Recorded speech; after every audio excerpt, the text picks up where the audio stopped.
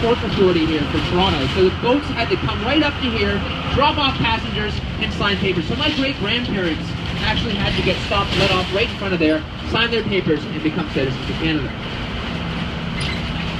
Very important part of Toronto.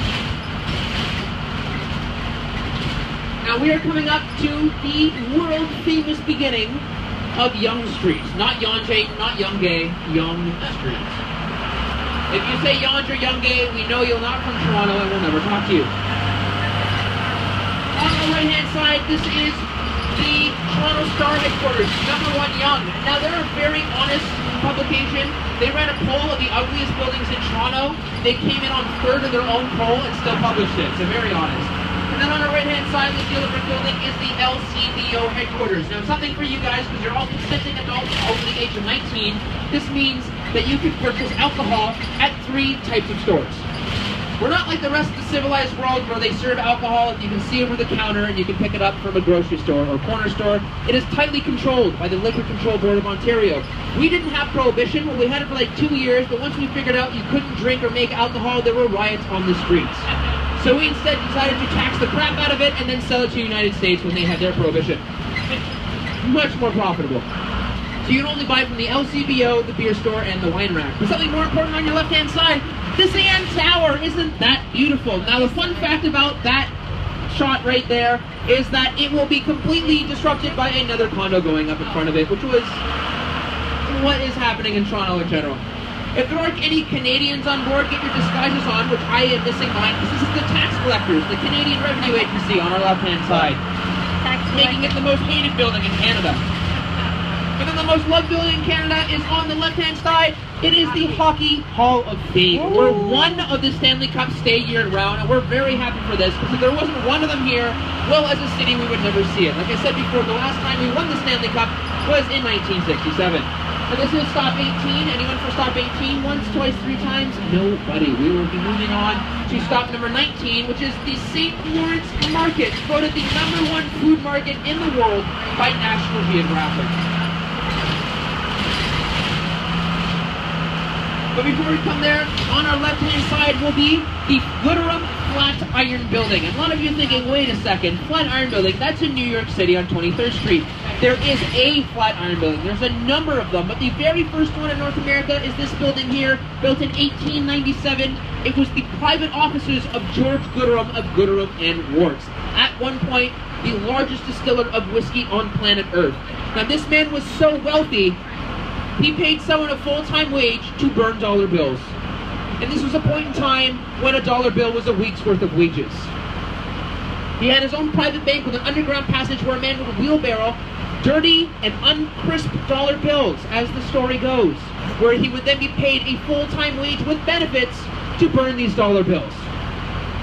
That is how much money the whiskey industry in Toronto made. And it's because of the Gooderham family that so much industry was coming here. One of the biggest ones, pork processing, which gave Toronto one of its nicknames, Hogtown. And to this day, the train engineers, people who drive the trains today, given the name of hoggers, because the majority of their job in antiquity was to transport the pork and pork products. Now coming up on our right-hand side is stop number 19 for the St. Lawrence Market. Anyone for the St. Lawrence Market? Stop 19. Nobody. If we have any pork lovers in here, this is where Canadian bacon was invented, in St. Lawrence Market. That is pea-meal bacon. It is the back bacon, soaked in a brine, rolled in cornmeal, slice it, you fry it, you eat it, your quality of life plus your cholesterol significantly increase. But that's not all they have in here. They have various cheese emporiums, fresh cut meats, farm foods, vegetables, fruits, and other fantastic stuff. They have the Olympic Cheese Mart that has 400 varieties of cheese. So highly recommend you guys check it out.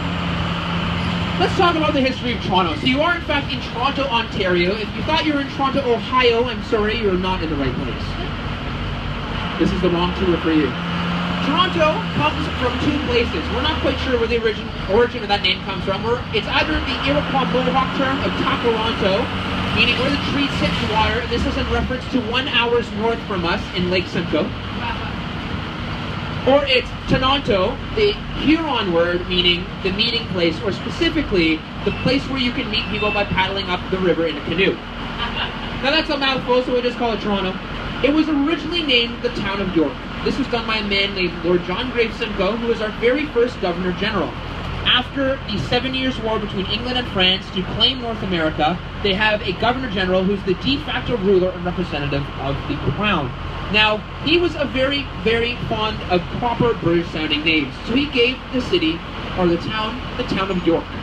And this was a little bit of an issue, because in North America, there was already a York, New York. New York had more people, was more developed, and gave us a list of very bad names that we hated. They called us Muddy York, Dirty York, Smelly York, Crummy York, Little York, Poor York. So we didn't like this, and we went to Lord John Grave Simcoe and said, please, Lord John Grave Simcoe, change the name. We hate it so much. And he said quite famously, over my dead body. So we killed him in cold blood. That's not true, that's not true. You see, there's something here called Canadian murder. That's where you patiently wait for someone to die of old age. That is Canadian murder. We're a very passive-aggressive group of people. I'm in fact doing it right now. So that's what happened. We waited for him to die, and then through a lengthy bureaucratic process, we changed the name to Toronto, which is a remain to this day. Now, something that Lord John Grisham also did, he moved the capital from Niagara-on-the-Lake here during 1811 because he was worried of American invasion. And he was right. They did invade in 1812 during the War of 1812. However, the first place they came to during that war was the town of York, where they occupied it for 5 weeks and then burned it to the ground. To our right is the most important building on the tour, which is the Big Wax Car Wash. Thank you, good night. I'm joking. This is where our Parliament once stood. We are on Parliament and Front Street. This is where Canadian Parliament for Upper and Lower Canada stood right here. However, my American friends, they burned to the ground. A bit of, let's say, active remodeling. Now, we thought this was such a quaint and dandy experience for us Canadians that 1 year later in 1813, we kindly returned the favor by marching on Washington, D.C., and we burnt their parliament to the ground. Yay! No comment. Now, the industrious people that my American friends are, rebuild their parliament, slap on a fresh coat of white paint, and by 1901, it's being called the White House. So you are, in fact, welcome. Now, I like to kid because the War of 1812, or the Anglo-American War, was probably the most useless war ever. Because after the Napoleonic Wars were over, we went back to square one, and we went back to being best of friends, sharing more industry than any other country combined together. Plus, we get invited to all the same slumber parties. So it's a lot of fun. Speaking of slumbering, we are entering the distillery district, where all of that fine Canadian whiskey was pioneered. This is Stop 20. Anyone for Stop 20 for the distillery district? Nobody. Opened up in 1832 as a wheat mill.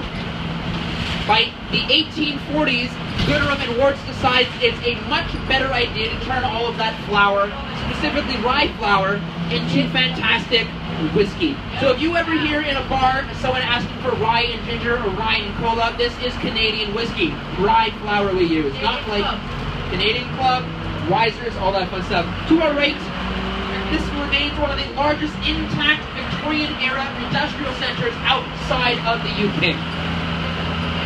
And there were more whiskey being produced here than everywhere else on the world combined in the 1860s because of a very pesky thing called cholera. The Red Death was rampant here in Toronto, and because of that, you could not drink the water unless it was distilled into fine Canadian whiskey. So this is great if you want to be drunk all day, every day, because people were. This means police officers were drunk, women and children were drunk, and school teachers were drunk. But that hasn't changed much. If you're a school teacher today, you're probably still drunk. That is a time-honored tradition. A certain demographic of people coming into this area were the Irish. The Irish potato famine happening in 1847. All 3,000 of those Irishmen, women and children emigrating to this part of Toronto, which is called Corktown in honor of County Cork, Ireland. Now it's because of that we have two first. On your left-hand side, this beautiful brick building is the Enoch Turner Schoolhouse, the first free school in all of Toronto, if not Canada. And then still on our left, the Little Trinity Church, the first free church. Enoch Turner was a brewmaster at the distillery. He was a philanthropist, not a philanderer, totally different thing. He was a philanthropist. He thought it was not fair that the Irish could not afford to send their children to school, so he built a free school just for them, and a few short years later, the city of Toronto takes it over and makes all schooling free. Same thing goes with the Little Trinity Church here. There was something called pew fees back in the day. Every 2 weeks, you had to pay for your ticket to church ahead of time, and it was very expensive.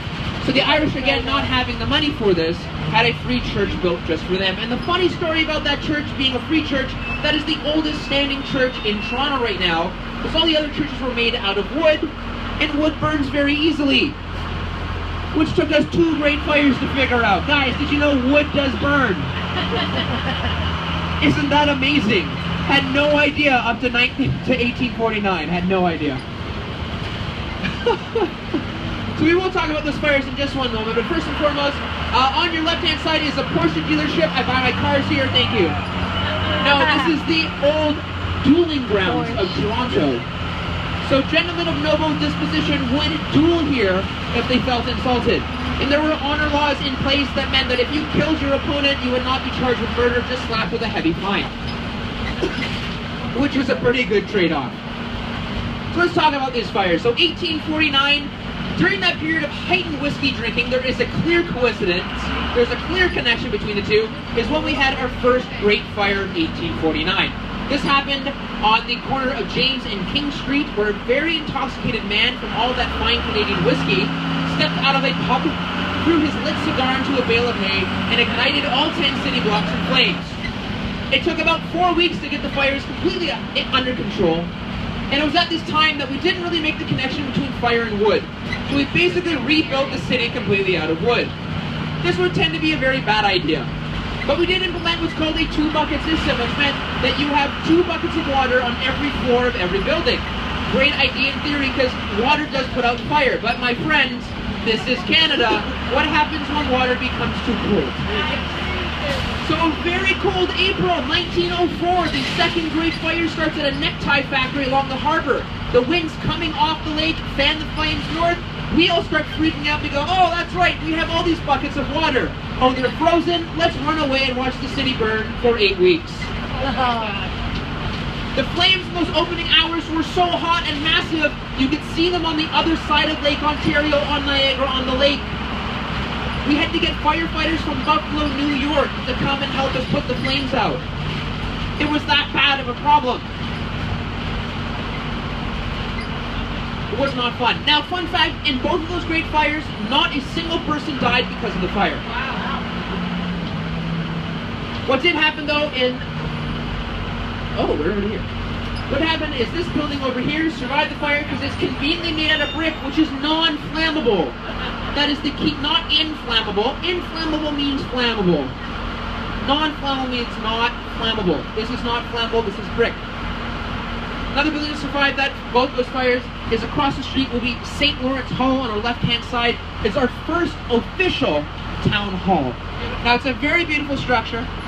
They have 4 original burning kerosene lanterns that still run on kerosene to this day. It's a very beautiful structure. And again, stone brick doesn't tend to ignite on flames. It took us 2 fires to figure that out. On our right-hand side, we have the gardens of the Cathedral Church of St. James. Now, if you see those mounds there, that is not a landscaping effort. Those are mass burials for cholera. Cholera. This structure, though, this beautiful structure, is the St. James Cathedral Church. This is the choice place of worship for Queen Elizabeth II whenever she visits Toronto. It is also supposed to be our fire alarm for those 2 first great fires. However, the fires were so hot, not only did the churches burn down, this is version 3, the bells melted. The iron bells melted.